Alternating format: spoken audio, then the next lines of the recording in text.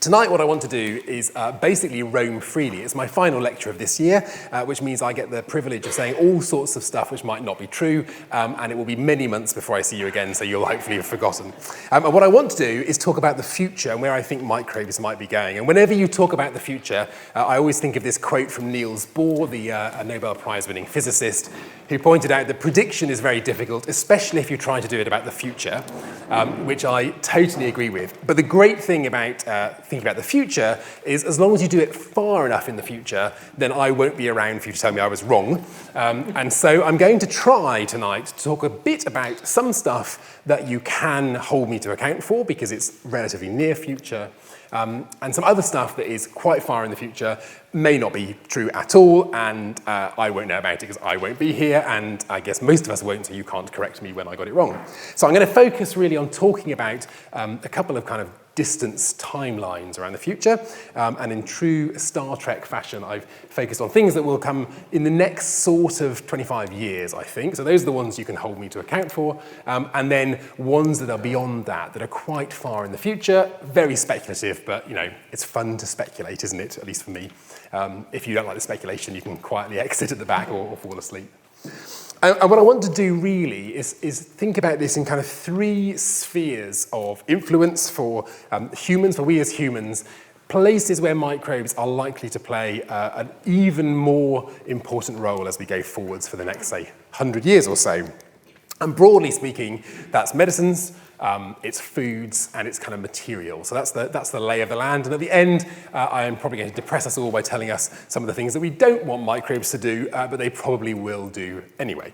But let's start upbeat. Let's think a little bit about medicines and microbes in medicine. And we all know, hopefully, that microbes are obviously a big problem for medicine. Many of our health issues are related to medical infections, bacterial, virus, whatever. We've all experienced just how devastating a major microbial infection can be over the last few years, and they're big problems.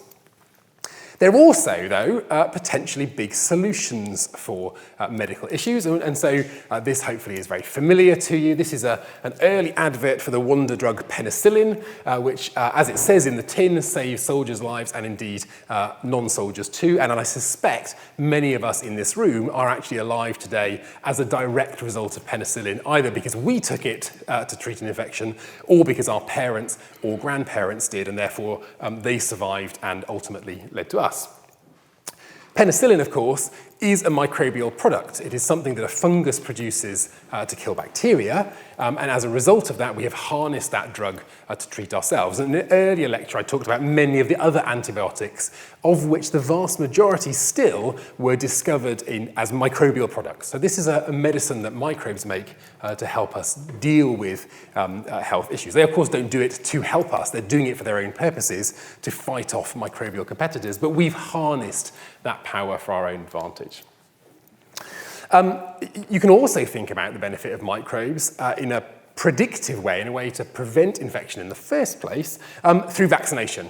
Hopefully all of us in this room have had many vaccines, of which a very significant proportion are essentially microbes being injected into your arm, or sometimes swallowed. So this picture here is an electron micrograph of the polio virus. And for those of you who've had a polio immunization, which hopefully is most of us, what you have had is a live, weakened, what we call attenuated strain of polio itself. And lots of vaccines that we still use today are essentially weakened versions of the thing you're trying to protect against. And the theory there is because if you give the body a weakened version of, for example, polio, the immune system learns to recognize all the patterns on that polio virus. It builds up immunological memory. And then when you get the real thing, the full-flavored, potentially lethal virus, it's not causing you a problem because your immune system is prepared for it. So this idea of using attenuated vaccines has been around actually for close to 300 years, because this is the original principle behind smallpox vaccination, when, of course, Edward Jenner used a very closely related infection, cowpox, and gave cowpox to a very young boy. These days, I think you would not get ethical permission to inoculate an 8-year-old boy without his consent, but nonetheless, he did this and demonstrated that exposing to a live, weakened version of a virus will protect you against the virulent one. So all of us have already been exposed to the potential benefits of microbes in protecting against other infections. But more recently, we have started to see the kind of a glimpse into the ultimate power that one can do with this, because we have moved beyond this fairly basic approach to some really advanced science. And very many of us in the room will have experienced this over the last 3 years, because if you've had the Oxford vaccine against COVID-19, SARS-CoV-2, what you have received is a microbial vaccine. But it is not a weakened form of COVID that you've received. What you have received is an engineered virus. It's actually this virus you see here. This is a chimpanzee adenovirus. So it's not a human disease. It's a chimpanzee virus that for many years has been worked on as what's called a viral vector. And the great thing about viruses is, firstly, they have a very simple genome generally, much, much simpler than, certainly than a human, but even than a bacterium, which means they're relatively easy to genetically engineer. You can move genes in, you can take genes out. So it's not too difficult to take a virus and remove genes, for example, that cause it to be very virulent, and to put in genes that you might want in there. Secondly, almost all viruses are exceptionally good at getting in and out of host cells because that's their entire lifespan. When you get, for example, a respiratory tract infection, so a common cold virus, that virus is fusing with the cells in your lung, in your upper airway, entering those cells and hijacking those cells for its own benefit. It's really good at getting into cells. So what viral vector vaccines do is they take that ability of a virus that does not cause disease in humans, like a chimpanzee one, and you put into that virus genes that are from the thing you want to protect against. So in our case, SARS-CoV-2, you put in a gene, and now what happens is this chimpanzee virus gets into us through injection, it enters our cells, and it starts producing the protein that we have put into it through genetic engineering. In this case, a COVID-19 protein. The presence of that foreign protein triggers your immune system to mount an immune response. It recognizes the protein, and then later on, when it sees the same protein, but now on a real, fully flavored SARS-CoV-2, you have some level of immunity to it. So this is an engineered virus. You're not giving someone weakened COVID-19. You're giving them a different virus that is using some genes to mimic that. Why am I dwelling on this? I'm dwelling on this because I think we have only just started to scratch the surface of this as a potential for future medicines. Because the great thing about this technology is essentially plug and play. We have harnessed it for COVID-19, but actually it was being developed pre-COVID-19 for other diseases, and now is in clinical trials for a whole range of diseases, from things like Nipah virus on the one hand, through to very extensive global problems like malaria. And so this kind of microbial plug-and-play technology, I think, offers huge potential, huge advantages for human healthcare, not just with this specific virus, but as a principle with many other viruses. And you can start to think, for example, about harnessing viruses that are particularly good at getting into tissues you might want to mount a strong immune response in, like the lung or the genital tract. And so you can start to get a very precise type of vaccine technology by harnessing microbes for that benefit. So let's start with a little bit of wild speculation on this one then. So in my lifetime, I hope my lifetime, I mean you never know, but let's hope that I've got a few years ahead of me yet. In my lifetime, I think we will see this technology harnessed for a whole bunch of immediate healthcare issues.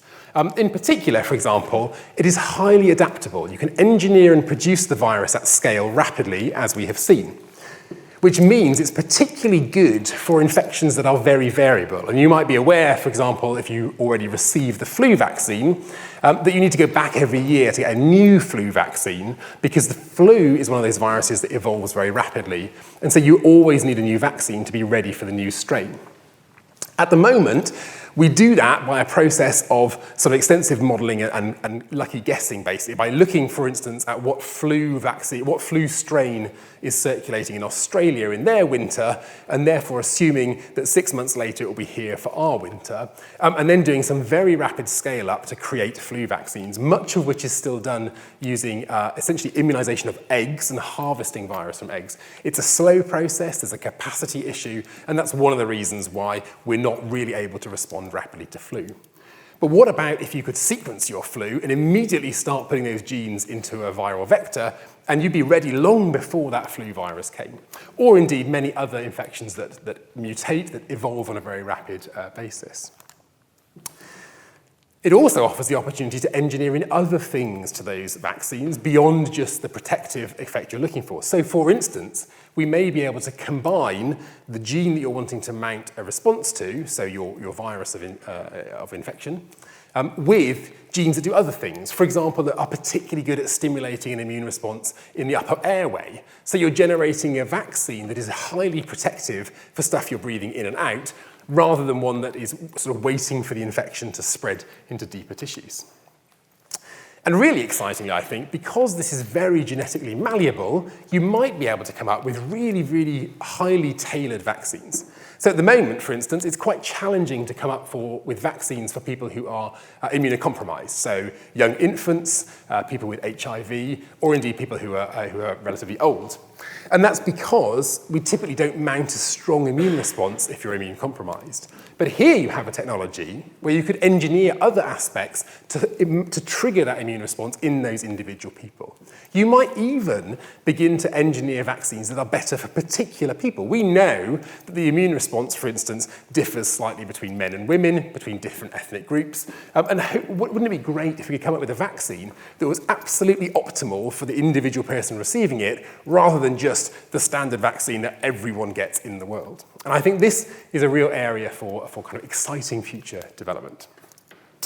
This, I think, is all achievable essentially now, within the next few years, and I hope not to be hauled back and told that I'm completely wrong on all this in 10 years' time.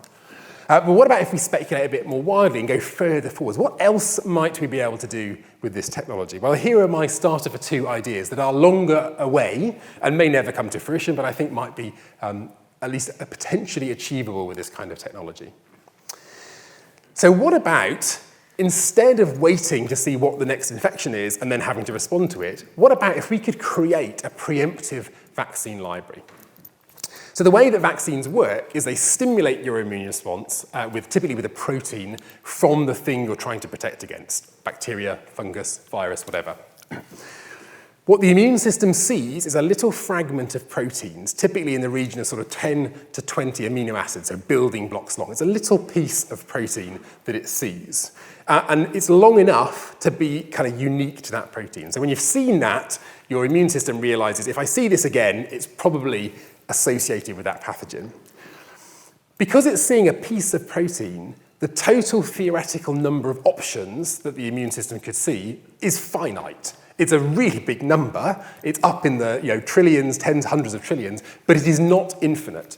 And so theoretically, with very high throughput technology, you might be able to create a library of trillions of different vaccines ready to go for any individual protein that you have.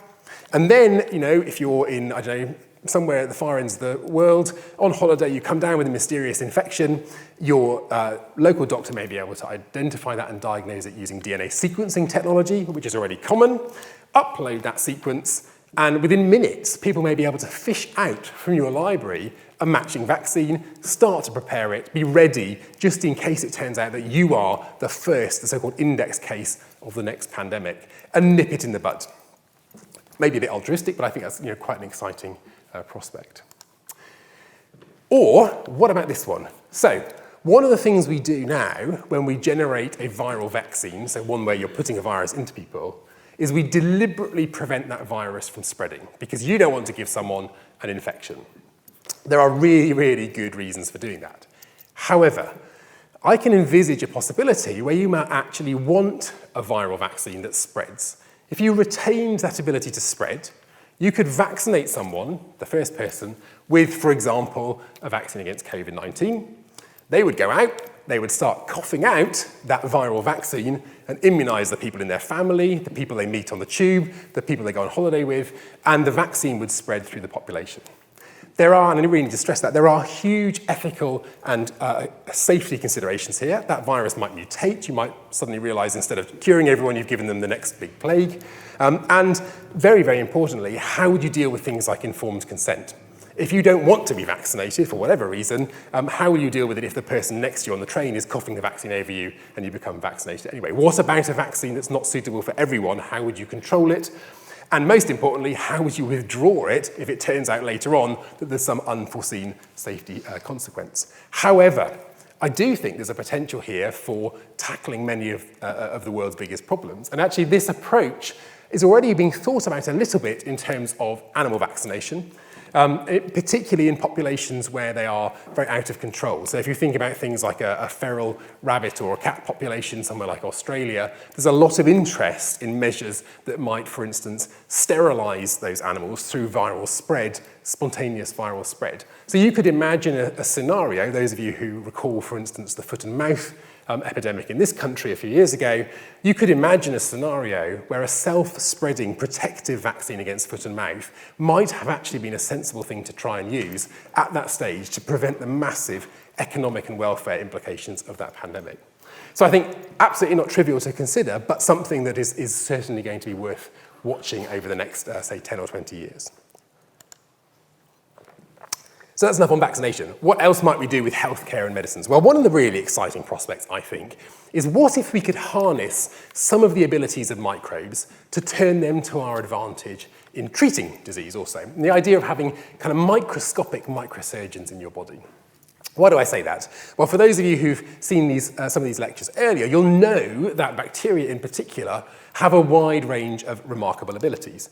So, for instance, many bacteria produce on their surface this structure you can see here, okay, which is essentially a tiny injection needle. Bacteria use this to inject things either into host cells, like human cells. So, for instance, if you get many diarrheal diseases, the reason you're getting diarrhea is because the bacteria causing that diarrhea in your intestine is injecting into your intestinal cells a toxin that is killing your intestinal cells and causing this profuse diarrhea. Some bacteria use the same system to inject toxins into each other. So if they're fighting for competition in the soil, for instance, they are essentially kind of jousting on a microscopic scale with these injection needles and injecting each other with toxins and trying to kill each other to get rid of the competition. So they can inject stuff, which is quite important for medicine. Many bacteria are also motile. They swim really, really fast. This is Rhodobacter, which you can see here zooming around the screen, essentially at the equivalent, or I think I said this last time, the equivalent of completing the London Marathon in about 8 or 9 minutes. This is an extremely fast moving bacterium. So they move, they can inject, and the really neat thing is their movement is not random typically. It can be directional using a process called chemotaxis. So bacteria swim either towards things they want, for example, sugar or nutrients, or away from things that are harmful to them, like in some cases antibiotics. And you can see that here. This image in front of you is a microscopic grid. You can just about see the squares, I think. So this is imagine a tiny network of pipes on a microscopic scale into which bacteria have been placed. And within this network, what you will see is that we can add an attractive molecule that the bacteria want to swim towards, first into one corner, and they will swim up here, and then into the bottom corner, and you'll see in a second they reverse and all go the other way. And what you will see is that this is both fast and very, very accurate, actually. Those bacteria know which way to go. So here we are then, with a system where you have a microscopic machine that can swim very fast, it can go where you want it to go, and it can inject stuff. And this, to me, sounds like the starter for 10 for a really exciting prospect for medicine. Because you might be able to harness these individual bacteria to, rather than cause disease, help cure disease. What if you could turn these into little guided kind of cruise missiles zipping around your body to do whatever it is that we're trying to achieve in terms of healthcare? So what might those things be that you could engineer bacteria to do? Well, one possibility is you might be able to get bacteria to kill other bacteria. So if you have a bacterial infection, that's especially an infection that is somewhere difficult to treat, like in a deep tissue, perhaps you could use other bacteria to get rid of it for you. And in fact, there is already some work underway on that process. So this image you see in front of you, this is a bacterium called Delovibrio. And this naturally, actually, is a bacterium that preys on other bacteria. It swims around hunting them down, and when it finds a bacteria in a particularly disgusting fashion, it drills a hole in the outside of the bacteria, penetrates in, and then divides within its host bacteria and eventually explodes the host and escapes. which is kind of gross and cool at the same time. But potentially very exciting, because this is a bacteria that's harmless to humans, very harmful to other bacteria. So if we could find a way to make this target, for instance, I don't know, a strain of E. coli that's causing you diarrhea, or a strain of staphylococcus that's causing sepsis, you might be able to give people this and cure the disease. Or what about if we could engineer it even more accurately to deliver, for example, a very specific antibacterial, not to the whole body, but just to the individual bacteria you're trying to kill? Or potentially you could engineer bacteria and other microbes not just to kill other bacteria, but to help deal with some of our biggest healthcare issues. So what if you could turn these into highly targeted chemotherapy agents for cancer? One of the really big problems with cancer, as you'll be aware, is removing cancers is tricky, especially many of the ones that are in deep tissue. So for something like a brain tumor, very difficult to remove all the tumorous tissue without damage. Often they're in places where you can't get to surgically, so inside bone, for instance. And very often what you have is you remove the primary tumor, but you have these smaller metastatic tumors all over the body that are very difficult to get to, and you essentially cannot remove surgically. But you wouldn't need to if you could engineer a bacteria to sniff them out and kill them. So, for instance, a bacteria that was chemotactic towards a tumor marker and then use that injection system to inject a toxin that kills mammalian cells could be used as a highly precise way to hunt down and remove tumors, perhaps in conjunction with classical kind of radiotherapy or surgery. And I think this is a very exciting opportunity, and actually a big step forward has come just in the last few weeks. I was already preparing this lecture and felt then very smug that at least one of my predictions was vaguely on target, because a group has recently published that you can re-engineer that injection apparatus of a bacteria to deliver not bacterial proteins, but human proteins. And that's really a first step, I think, to starting to use those bacterial injection systems to deliver things that we want them to do, rather than things that the bacteria wants to inject itself. So, that's medicine. I said at the beginning that I'm going to try and cover 3 big areas, and so the second one I want to think about is food.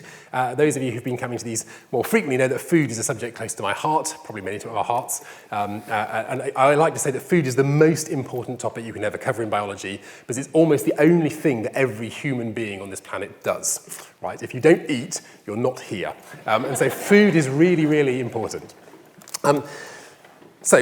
Microbes are already fundamentally important for food, and I think we all know that. So if you've eaten bread or cheese or yogurt or beer, or even some things like coffee or chocolate, all of those foods that you might have consumed today were only made possible by the action of microbes, right? Yeast make bread rise, various bacterial species make cheeses or yogurt, for example, so on and so forth.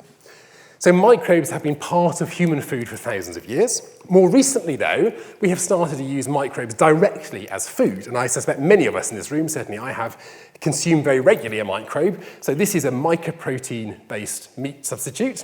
And mycoprotein is, as the name suggests, a microbial product. It is filaments from a fungus that are woven together essentially to form a texture very like meat.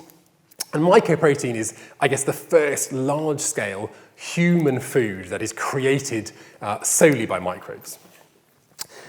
But actually, this is not a very new invention. In fact, back now more than 40 years ago, people were already exploring exploiting, I should say, the possibilities of microbes for large-scale food production.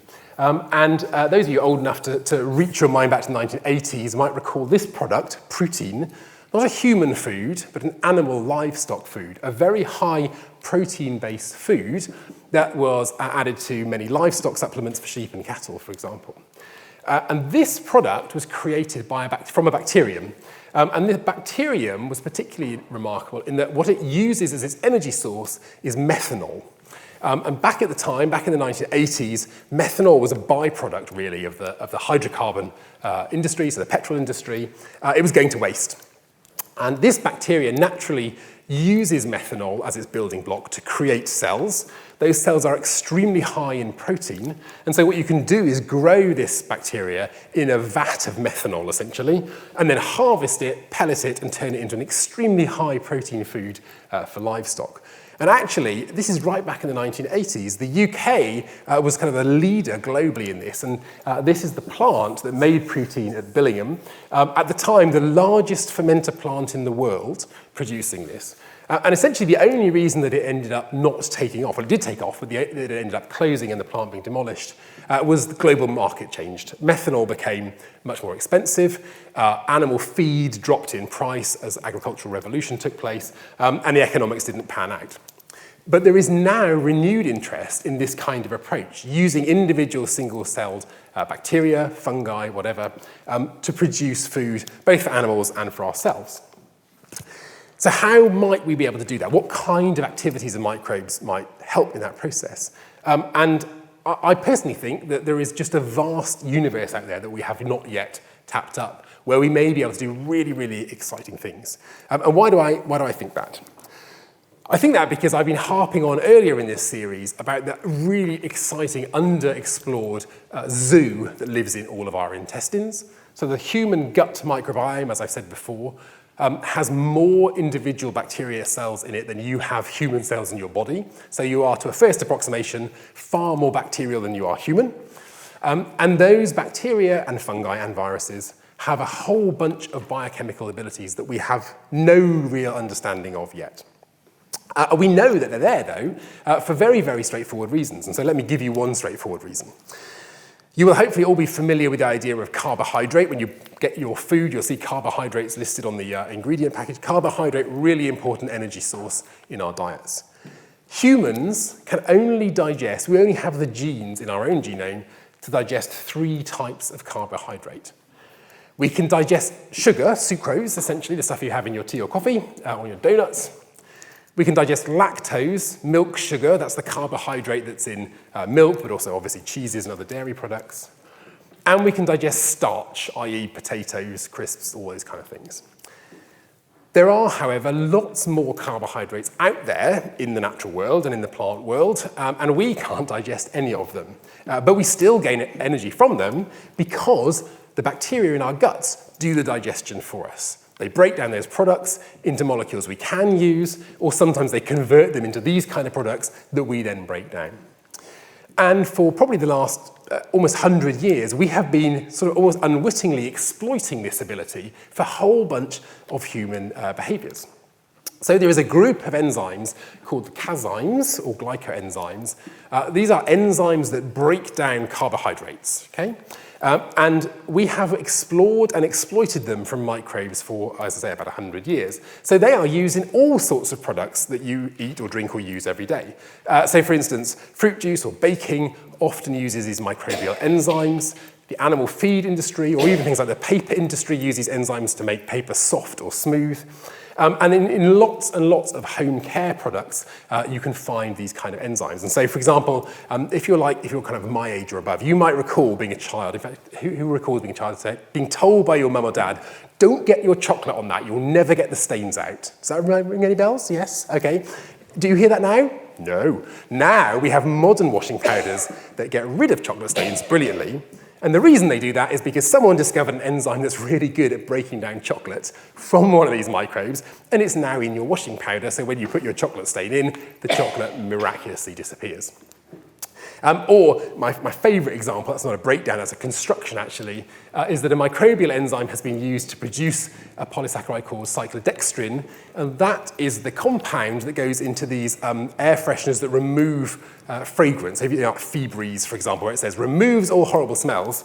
And the reason it does that is because there is a carbohydrate in there that is really good at capturing smell molecules, a microbial carbohydrate. And so you spray it around the room, and this little microbial product sucks up your bad smells and makes your air smell fresh.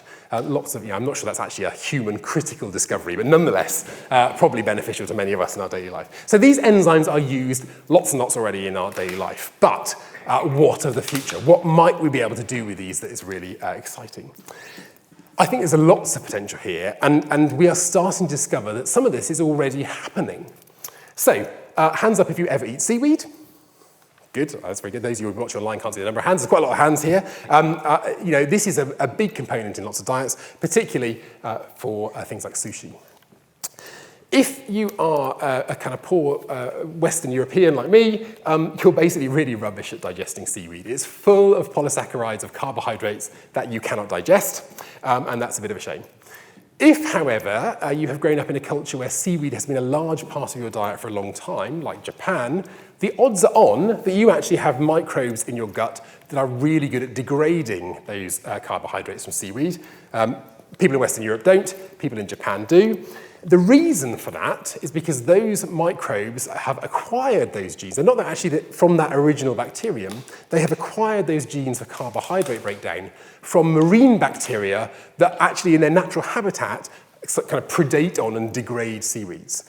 So we have recently discovered this remarkable kind of symbiosis, if you like, where humans carry a bacteria, and that bacteria breaks down carbohydrate because it's already borrowed genes over evolutionary time for another bacteria that breaks down seaweed. So there is a living example of how we might be able to start engineering diets and microbiomes to help us eat interesting new foods, and that's already happened spontaneously. So what about if we could start to engineer that ourselves and create interesting microbial foods? And I think there's a huge interest in that, and one of the nicest examples I've heard about just in the last 12 months or so is from Wendy Russell's group up in Aberdeen. Wendy is very interested in creating protein-rich foods. We need a lot of protein, and particularly as we try to move to a future where there are fewer animals, because they're a major contributor to fewer livestock animals, I should say, to CO2 production. We're going to need plant-based protein substitutes. One way to do that is to turn all your farmland over to soya. That is not a sustainable strategy. And so what Wendy's group are looking for are more sustainable ways to create protein-rich foods. And they have hit upon this rather novel idea, which I love, of taking gorse. So gorse, if you're not familiar with it, is this very prickly plant that typically if you're out walking on the moorland, you discover when you sit down for a picnic and realise you've sat on one. But in many parts of Scotland in particular, this is essentially an invasive species. It's a native to the UK, but it spreads places where it shouldn't be. It's very difficult for things like livestock to eat. And so it's cleared and typically burnt. Not very sustainable. Turns out, though, that with the addition of some of these very clever enzymes, you can break down gorse and reconstitute it to produce a very protein-rich potential food. At the moment, that's done entirely biochemically, but I think it's very feasible that you could engineer bacteria to do this. And so we might end up with a future where not just gorse, but all sorts of interesting weeds, byproducts, etc., are broken down microbiologically and reconstructed into a food that is beneficial to us or our animals. And what about if you took this one step further? So I reckon the gorse is definitely within my kind of lifespan horizon, this one a bit further in the future. But what about if you could engineer microbes to deal with major human waste problems and turn them into food? So we have talked previously in this series about the recent discovery of this little chap here. This is Ideonella, a bacterium that turns out to be rather good at breaking down PET, so PET, the plastic that is in drinks bottles and these things, the major contributor to ocean plastic waste, the stuff you see bobbing around on BBC documentaries and killing turtles. We need a way to dispose of PET. Turns out this bacteria can break it down. It breaks it down into all sorts of molecules that can be used to create other things. And so in the future, perhaps we will have a system where either an individual bacteria is engineered to have lots of capabilities, or perhaps more likely a community of different bacteria synergize together to convert stuff like plastic waste into edible food, perhaps even for us. I think not entirely unfeasible. I guess it might take a little bit of getting used to. If you went to, Burger King and they served you with the ocean plastic waste burger, you might have to think twice. But, we eat lots of things nowadays where 100 years ago people would have said, really? So I would not write this off as a potential prospect for microbial food of the future. So my third area where I speculate that microbes might have a big impact is in manufacturing. And we already use microbes for lots of manufacturing, breaking stuff down, building stuff up, but there is a real unexplored universe out there of exciting stuff. In just the last 10 years or so, people have engineered bacteria, for example, to produce spider silk. As you don't need a spider to make a spider silk, you can use a bacterium like this guy down here. We've engineered bacteria, in fact, harnessed their natural ability of some bacteria to produce calcium carbonate, rock, chalk essentially, and use those bacteria to make what was called self-healing concrete. So you can impregnate into concrete blocks a bacterium that lies dormant until the block starts to crack, and when the crack widens and water comes in, the bacteria reawakens and starts to produce calcium carbonate and plugs that crack in the concrete block. These are already things that we are doing, if you like, engineering bacteria to make really quite complicated materials for human benefit. We have also discovered bacteria that are essentially electrical conductors. So there are bacterial species, particularly in soil, that can collect metals from the soil around them and create these tiny kind of electrical wires between them. We don't really know why they do that. Partly it's because they are harnessing energy from the process of collecting the metal, but why it forms these filaments is a little bit unclear. But nonetheless they do. They're making these little kind of conductive filaments between them. So we also know of many, many microbes that produce very complicated polymers, so large molecular weight molecules on their surfaces, for instance, to make them waterproof, to make them very resistant to pressure, or to have particular properties, like to be highly conductive or not conductive at all. And there's one example here. This is Cryptococcus, this is a fungus. So out there in the world at the moment, we have microbes that can make things like the metal part of a wire and the insulating part of a wire. So it's quite feasible to use a combination of microbes to create an electrical wire. Now, why would you want to do that when we're actually quite good at making electrical wires now? Well, there are two reasons I can think of, and here's my wild speculation on this one for the future. We know, and I already showed you earlier, that many microbes respond and move to external stimuli. I talked about chemotaxis, when bacteria respond to chemicals, but many organisms are also phototactic. They respond to light. And in some cases, they respond very specifically to particular wavelengths of light. And in fact, there's been very nice demonstrations that you can use, for instance, different wavelengths of laser light to make some bacteria move one way and then move another way and then stop moving and do all sorts of interesting things. So here you have, in my view at least, the potential to create a biological microchip, because you can use laser patterning to tell your microbe where to go, and you can tell this one to go in one place and lay down a metal wire, and then this one to go to a different place and lay down the insulating polymer on top, and voila, what you end up with essentially is a microbial microchip. Now, right at the moment, we actually make microchips pretty well ourselves without any need for a bacteria. So I'm not sure how useful this will be, although I can imagine it might have significant economic benefits if you can really work it out, particularly because this is a very energy-intensive industry that is very unsustainable at the moment. Using a kind of biological process in the future might be a really good replacement for that.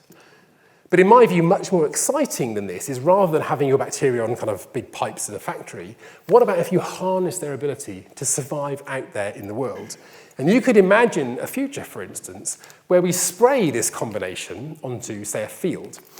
This combination of bacteria, they create, within the soil of that field, their own kind of little electrical network. And now, if you're a farmer with one of these 2,000-acre mega fields in the US, for example, you have an electrical conductive circuit in your soil, and you can use that circuit to tell you whether the soil is wet enough or dry enough, changes in pH, all sorts of things that can be deduced now.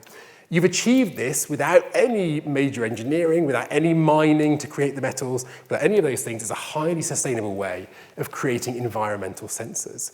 And you could even take it one step further. What about if you make these microbes self-propagate and spread, and you end back up in that kind of ethical dilemma I mentioned at the beginning about where do you stop and how do you control it? Lots of things to consider, but nonetheless, the potential, I think, for microbes to create a totally new way of using materials out there in the world.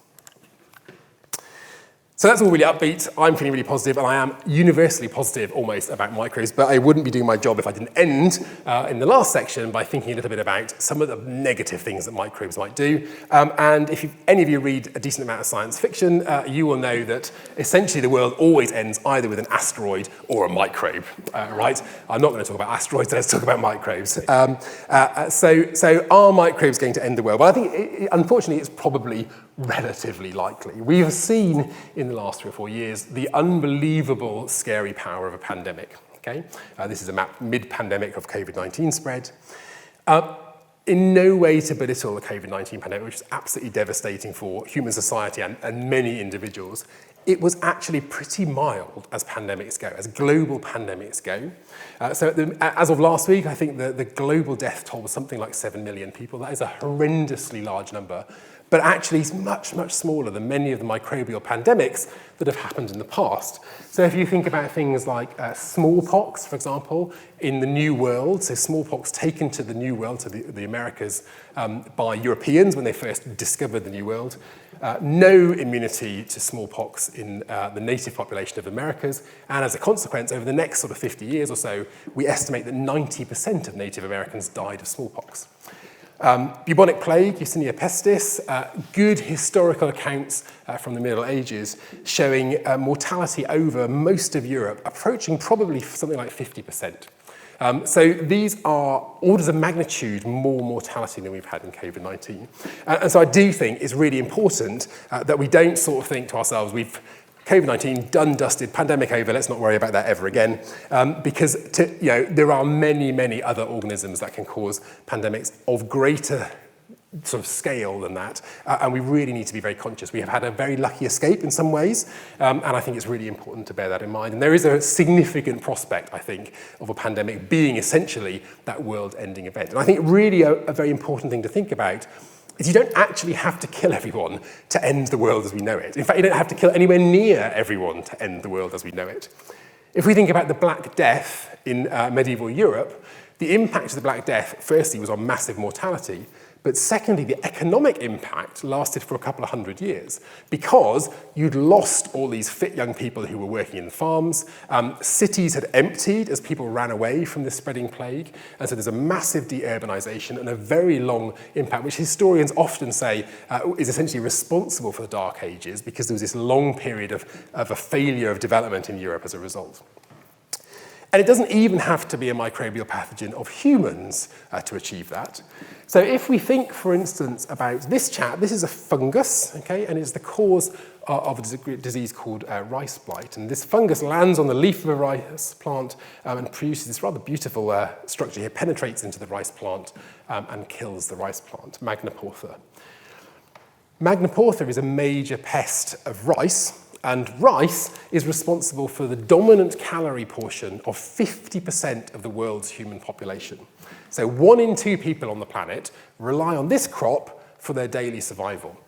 Now, we have lots of tools at our disposal currently in terms of rice varieties, in terms of fungicides, in terms of agricultural treatment that keeps rice blast at bay. But if one was to have a highly virulent strain of rice blast, or indeed any major cereal pathogen, for example, a wheat pathogen, it would be pretty difficult to see how we could feed anywhere near the world's population. And so you don't have to kill people directly. Mass starvation and the civil unrest that would go with it would probably be enough to essentially end the world as we think of it. So that's really, really upbeat, isn't it? So I don't want to end completely on a really upbeat prospect of the end of the world. So let me give you a vaguely happier note to end on. And that happier note is possibly that we might all end in a bang, either a microbial bang, a mass starvation bang, or possibly that asteroid from outer space. But I am optimistic that even if we're not around, there will still be some microbes around to enjoy it. And that is because microbes are incredibly good at surviving all the things that we are really rubbish at surviving. So this guy here, for example, Deinococcus radiodurans, is able to withstand 1,000 times the radioactive dose that was received at 0.0 when the Hiroshima atomic bomb fell. Okay, so it decimated that whole area of Japan, wiped out essentially all multicellular organisms like us, but this guy was going quite happily. You can find this guy living, for instance, inside the reactor at Chernobyl because it's perfectly content in that high level of radiation. And then this little chap over here, Colwellia, was found at the bottom of the Mariana Trench under rock. So this is under a pressure of about 1,000 atmospheres. So pressure that would crush anything that humans have ever made, submarines, whatever, and yet lives quite happily and indeed divides under those pressures. And so here you have 2 organisms that would be perfectly capable of surviving that asteroid strike if it comes and eliminates humanity. And in fact, they would probably happily hitch a ride on the fragments that are ejected, zoom zoom off into space, be unaffected by the vacuum and the radiation and everything else, and maybe land on another planet, start a whole new process. And 5 billion years from now, there'll be a guy on that planet waving his arm saying, I wonder how this all came about. Maybe they survived an asteroid strike. Let me end on that very happy note. I thank you very much for listening. And as I'm going to finish here with this famous quote from Louis Pasteur, who was always way ahead of us, who said, for those of you whose French is not good enough, it's always the microbes in the end who have the last word. Thank you very much.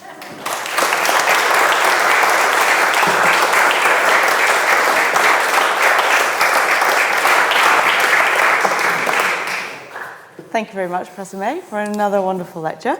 We've got time for a couple of questions, so I'll start one off. It goes back to the medical treatment section. Could you tell us more about microbes and their potential use as nano-drug carriers? Well, where do you want me to start and stop? I mean, so nano-drug actually is an interesting phrase, because I think that is probably one of the things where it is closest to being likely to be delivered. I talked, for example, about getting the Oxford vaccine, which was this modified virus. If you had the other vaccine, like the Pfizer vaccine, what you had was not a microbe, but a little lipid particles, a bag of fat that had your vaccine in it. And I think that's one of the areas actually where we didn't talk about, where microbes might be really exciting, because microbes are really good at producing little packages that contain things. And they're also really good at making things like drugs. So one of the big challenges with things like novel antibiotics, many of them fail because of toxicity. So you give an antibiotic to someone, it turns out that it kills the bacteria, but it kills the person too, which is not ideal. And so there's a lot of industry around what's called encapsulation, putting drugs into packages that mean that you protect the host but kill the bacteria. Bacteria are already really, really good at this. And so one possibility, I think, might be that you could engineer bacteria to take their very, very dangerous antibacterial, stick it inside, for instance, one of those lipid vesicles like we've received in vaccines, and then eject it. And then the host is safe, but the other bacteria would receive that package and die. So I think that's very feasible. So yeah, absolutely, bacterial nanomachines, here we come. What could it possibly treat?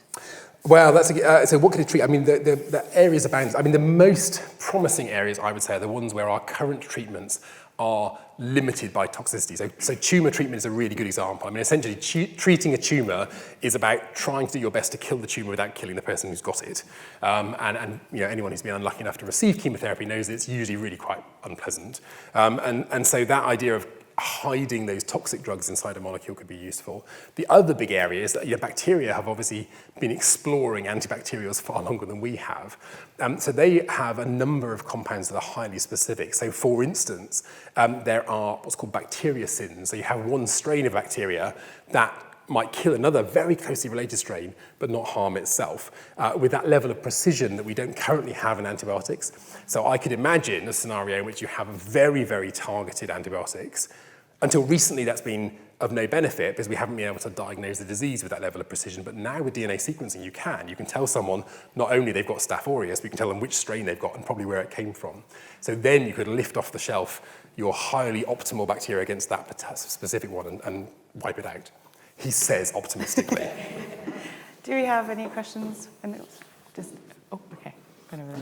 Just the mic there for you. The magic appearing microphone. Thank you very quickly. I'm now a journalist, and I have been doing some predictions which sadly turned out to be correct, which was that I said there would be an invasion of Ukraine. But that, of course, is very, very simple compared with what you're looking at. My question is, going back to when you started your career, what progress has been made in uses which has surprised you either on the upside or the downside? What has been exceeded your expectations and what didn't? Well, that's it, yeah. So how good would my future prediction have been when I was 3 years old? What exceeded generally? Sure. So what exceeded? So one straight off the bat, I would say, is our ability to do genetic sequencing. So even back, I was already kind of well on the path of my career, and I remember very clearly, people sequencing, for example, one chromosome in yeast and saying, "Wow, that's a major achievement." And those of us who remember the human genome being announced, the cost of that project, billions of dollars.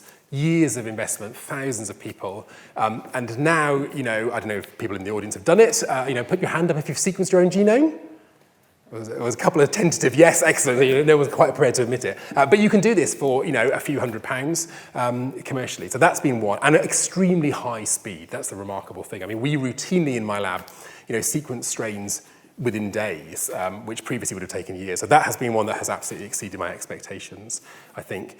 A second one that has not yet happened, but I am almost guaranteed is going to, I think is going to be around computer technology generally, but AI in particular. So for those of you who haven't followed this, so protein folding is a really big challenge in biology. So proteins are these very complicated three-dimensional molecules. Their function depends completely on the 3D structure, and we have had no way to predict that. The way we've done that over most of my career is you make a crystal of the protein and you shoot electrons and stuff at it and you try and reconstruct it. 18 months ago or something, DeepMind produced software that essentially could predict the structure accurately of a protein from its sequence, something that I have. In fact, I still have the note when I was a PhD student when I speculated on this, and one of my colleagues wrote, "Nice idea, never going to happen." I should have it framed, actually. That is a remarkable thing. And now we see, that's already kind of happened. Now we are right on the cusp, I think, of artificial intelligence doing that for all sorts of things. And I am very confident that not long in the future, you'll go to your GP, and your GP won't even be a human. You'll talk to a machine, and it will say, "Oh, gosh, you've got, I don't know, scarlet fever. Stay there. I'm going to send someone to come and treat you." I really think that's quite likely. Yeah. Just wait for the mic. Just wait the mic. Sorry. So if you've got like a colony of microbes doing something for you, so whether or not it's breaking down like PET or whatever, how do you regulate that so it doesn't kind of go rogue, mutate or evolve? Like, how do you make sure it keeps doing its job? Yeah, so there's sort of two parts to that, I think. So how do you stop your microbe from going rogue is a really good and important question, I think. So you could imagine, for instance, that PET digesting microbe, Eureka will solve all our plastic problems. Not so great if it gets out into the supermarket and suddenly all your Coca-Cola bottles have been liquidized. So I think control is a really big challenge. There are quite good ways we sort of kind of already do that. So you can engineer in things like so you can knock out genes that it requires to live out in the environment. One way that you can do that is to make it dependent on something you have to add exogenously. So you might make it dependent, for instance, on a particular amino acid. And so it only grows when you've got the amino acid, and if you withdraw it, it stops growing. That's an approach that's already used. Not foolproof, but not bad. I think a second question there is about that precision control of the process, because obviously what you don't want is a process where the degrading enzyme goes 500 times faster than the one that's making your plastic burger at the other end or something. And there you can do some quite interesting tricks. So bacteria have these processes called quorum sensing, where they can tell how many other bacteria are around and change their behavior accordingly. So you could actually fairly straightforwardly engineer a system where the degrading bacteria grows at a rate that is matched to the growth of the constructing bacteria, for example. So I think there are ways around that. But you're absolutely right that the really big question and something that needs to think about at the beginning rather than the end is that element of inadvertently unleashing the next disaster because of very good intentions.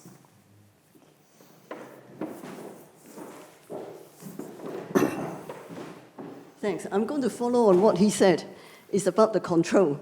Because I'm thinking about if you were to use these microbial organisms to deal with tumors, I'm concerned that the tumor genes or genomic materials will be taken up by the microbes. And then now you get a bigger tumor than you ever thought of. I see. That's an interesting prospect. Okay, so in terms of the genes that trigger, so there are things like oncogenes, which are genes that trigger cancer production. We actually already, that already does happen. So there are viruses out there that carry oncogenes and will trigger cancer. And for those of you young enough, for example, to have had the vaccination against papillomavirus, the reason for that is that papilloma itself, the virus, is not particularly harmful, but it carries these oncogenes and can trigger cervical cancer in women, for instance. And so there are viruses that trigger tumors already. So what you say is theoretically possible that you could get these genes picked up. I don't think in the context of tumor treatment that it's any more likely than it might be spontaneously to occur. So we're all infected by viruses all the time. there is some element of them picking up and getting rid of DNA or RNA all the time. And so there is a kind of non-zero possibility that they might pick up an oncogene and become a cancer-causing virus anyway. So I don't think using them to treat a tumour makes that any more likely. But you're absolutely right that what you don't want to do, obviously, is have particularly a self-propagating treatment that then suddenly gains some ability, for instance, to hide from the immune system, and now, is gone rogue. So it comes back to that same question about control. Control is really critical here, and it does need a lot of thinking through, I think.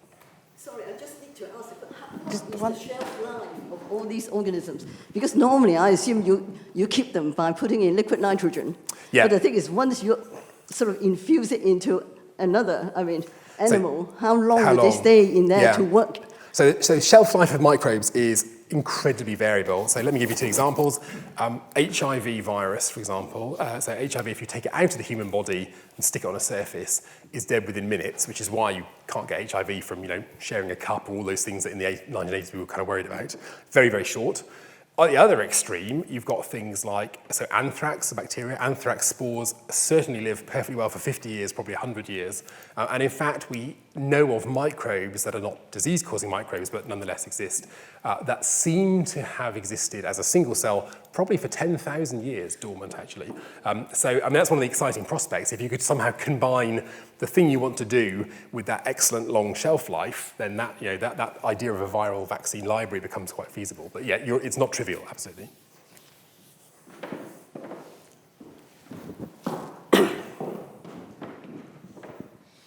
You talked about how you use the chimpanzee virus as a viral vector for other diseases, but what if the body develops immunity against the chimpanzee virus? Yeah, very good question and a very important one. So that's actually true not just of the chimpanzee virus, but many, many other vaccines. And in fact, one of the big challenges with vaccine development is you don't want your body to mount an immune response against the thing that's delivering the vaccine. You want it to target whatever's inside the vaccine. So that's true also, for instance, for the liposomal vaccines, the ones that don't involve a virus, like the Pfizer vaccine. It's really important that you don't react to the packaging, if you like. And that is one of the reasons the chimpanzee virus has been chosen. That one is actually particularly good at not triggering a major immune response in humans. And that's one of the factors that goes into that early selection, is making sure that you don't mount a response. You might mount a minor response, but not enough to cause a problem. But what you really don't want to do, obviously, is immunize someone, for example, with that virus. They mount a brilliant response against COVID-19, but also a brilliant response against the chimpanzee virus, and then you can never use it again because that person, one vaccine is never enough. So there is that factor of understanding what we can do to make those very discreet. But I think that's a reasonably surmountable problem, but not trivial. Good spot. We've probably got time for one more question. What I wanted to ask you was that temperature conditions, if it's very cold, then the microbes become inert, don't they? Because, you find bodies found on mountains, like Everest, for instance. Mallory or Irwin was found. The body was absolutely intact for such a long time. Yep. So does that mean that the microbes weren't able to get at it because of the very low temperature? I see what you mean. Yes. So broadly speaking, most microbes pretty much stop dividing below about 4 degrees, which is one of the reasons why we use fridges, and certainly when it's frozen, so you can keep things frozen for quite a long period of time.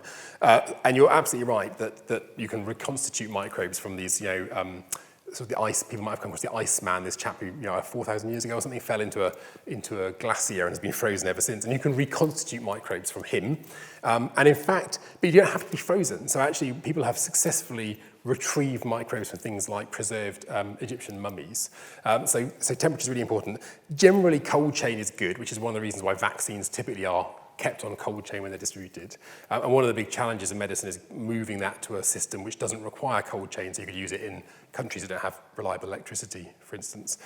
But it's not a given. So there are some microbes that actually do very badly at cold temperature and are much better at kind of warm ambient temperatures. And so that is a big factor in this. And I think one of the big challenges of applying microbes to medicine is going to be that very practical part. You can have a great idea in the lab, but if it only works at 37.2 degrees on Tuesdays, that's never going to be a feasible strategy. So you're dead right. That kind of compatibility is important. And I do think one of the big attractions there is combining different microbial features. desiccation tolerance, cold chain tolerance, stability at room temperature into a thing that you could then use to treat people. But who knows? Let's find out. We are out of time this evening.